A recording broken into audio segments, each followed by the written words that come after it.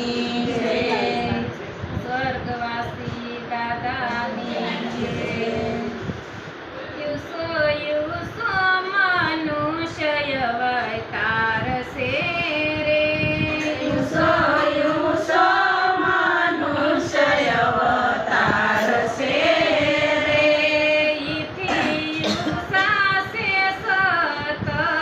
નામ મારે જાવું છે અક્ષરધામ મારે ઇથી યુસાસે સત નામ મારે જાવું છે અક્ષરધામ મારે ઉસો મનુષ્ય અવતાર છે તો કે મનુષ્ય અવતાર છે ને એ 84 લાખ યોની કીધી છે એમાં ઉષામાં ઉષો હોય ને તો મનુષ્ય અવતાર છે પશુ પક્ષી બધાય પ્રાણી છે બધાય છે પણ એમાં મનુષ્યને છે ને વાસા છે અને મનુષ્યને ભક્તિ એક મનુષ્ય જ કરી હતી બીજા કોઈ વાસા નથી અને ભક્તિ કરવાની બીજામાં શક્તિ નથી એટલે મનુષ્યને ઉષામાં ઉષો અવતાર કીધો છે પણ કોઈ મનુષ્ય છે ને એ પરમાત્મા એ કોલ કર્યા હોય આના ઉદરમાં હોય ને તો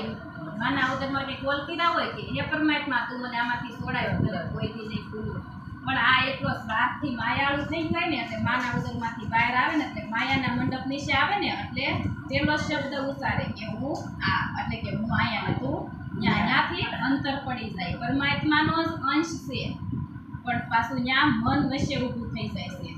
5 દિવસનું હોય ત્યાં સુધી એમાં કોઈ પણ ગ્રંથ ન હોય નિરંજન સ્વરૂપ થયું પણ પછી છઠ્ઠે દિવસે છઠ્ઠીના દિવસે નામ આપે ને ત્યાંથી એ કહેવાય જાય છે નામથી પછી એમાં ઉપર બીજા આવરણ નાયક જાતના ને ભેદભાવ બધા નાખવામાં આવે સુકન અપસુકન ને વાર કવારના એ બધા એનામાં આવરણ આવતા જાય એટલે એ પોતાનું સ્વરૂપ ભૂલી જાય છે પણ પાછા કોઈ એવા સંત મળે ને તો પાછું એનું સ્વરૂપ કે તું શિવ સ્વરૂપ જ છો તો શિવ સ્વરૂપ જ પણ આવરણ આવ્યું એટલે જીવ દશા આવી આપણને મોટામાં મોટી ભ્રાંતિ કઈ છે તો કે જીવ દશા થઈ ગઈ છે કે હું જીવ છું હું જન્મું છું હું મરું છું હું આવું છું હું જાઉં છું એવું આપણને ભ્રાંતિ થઈ ગઈ પણ સદગુરુ કહે છે કે તું જન્મતોય નથી મરતોય નથી આવતોય નથી જાતોય નથી જન્મે છે ને મરે છે કોણ તો કે આ દેહ 5 તત્વનો જે દેહ બન્યો છે ને આ પિંડ બન્યો છે એ જન્મે છે મરે છે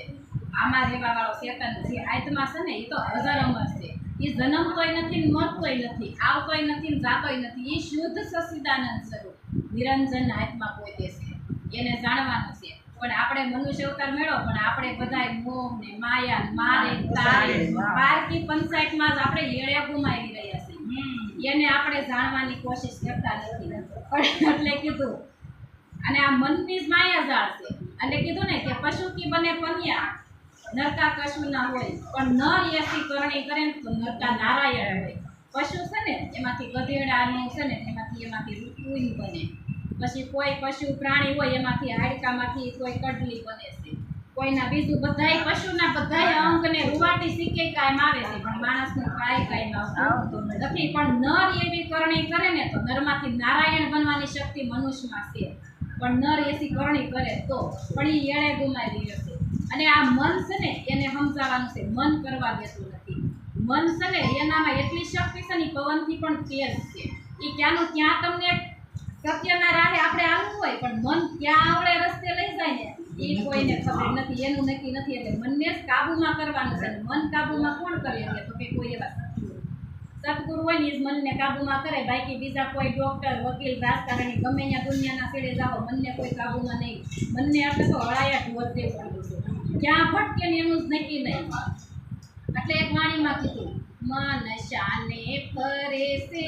ગુમાને મારે જાવું ગુરુજીના દેશમાં મન અહંકારી છે અને સદગુરુના શરણે જઈને પરમાત્માની તમારે પ્રાપ્તિ મેળવવા હોય પરમાત્માને જોવો હોય ને તો અહંકાર મટે તો પરમાત્મા ઓળખાય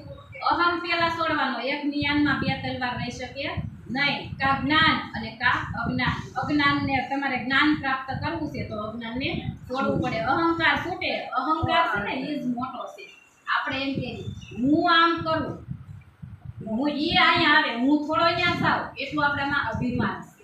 પણ એ અભિમાન છૂટે ને તો અભિમાન તો રાજા રાવણનું નથી રાજા રાવણને આપણે કીધું કે 10 માથા તો 10 કે આ માથા 10 નથી તો અહંકાર રૂપી મસ્તક હતા એ સદગુરુના શરણે જાય એટલે આપણું આ અહંકાર રૂપી સદગુરુ કે પેલા મસ્તક ઉતરે ને તો ગંગા સતીએ કીધું કે તમે તમારું શીશ ઉતારે ને તો રમાડું બાવનની બાય આ મસ્તકમાં અહંકાર રૂપી આમાં જ કચરો પડ્યો એ ઉતરે ને તો તમને પરમાત્મા મળે પરમાત્મા તારા ઓથે જ છે પણ તને એની ખોજ નથી એટલે એક વાણીમાં કીધું છે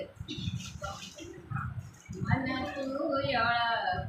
પેશાય થડાય છે મન તું દરિયાની લેર સમાન લેરી સમતામાં સમુદ્ર દેખાય ઈશ્વરે નથી બોલ જેમ સમુદ્ર છે એમાંથી લેર ઉત્પન્ન થાય તો મોજા ઉત્પન્ન થાય લેર ઉત્પન્ન થાય તો સમુદ્ર ન દેખાય આપણને શું દેખાય લેર લેર દેખાય ને એમ આ આત્મ સ્વરૂપે છે એમાંથી મન ઊભું થયું એટલે આપણને એમ બધું આ મારું તારું ની દેખાવા માંડ્યું પણ એ પાછું એમાં જ સમાય છે તો પાછું તું પોતે જ છો તારા સિવાય બીજો કોઈ નથી જેમ સમુદ્ર લેર સમાઈ જાય એટલે સમુદ્ર દેખાય તારા ઓછે જ પરમાત્મા છે આપણે કહીએ ને કે આત્મા છે એ જ પરમાત્મા છે જીવ છે એ જ શિવ છે પણ આપણે જીવો મુખ આપણે પાણી જોડવાથી જાય દેવો આપણે એમ કે જીવ શિવની એકતા થાય પણ સદગુરુ તો એ જીવ શિવની એકતા તને જીવતા કરાવી છે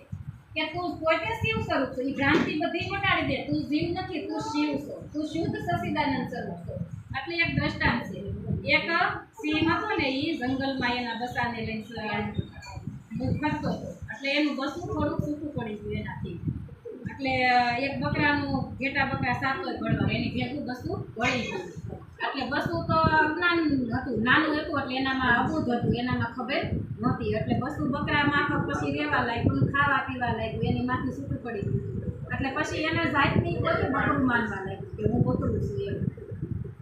પછી અમુક સમય થોડોક સમય થયો ને એટલે એક વખત પાછો સિંહ બીજો કોઈ સિંહ હોય ને એને આમ તાડ કરી એટલે બકરા બધાય ભાગવા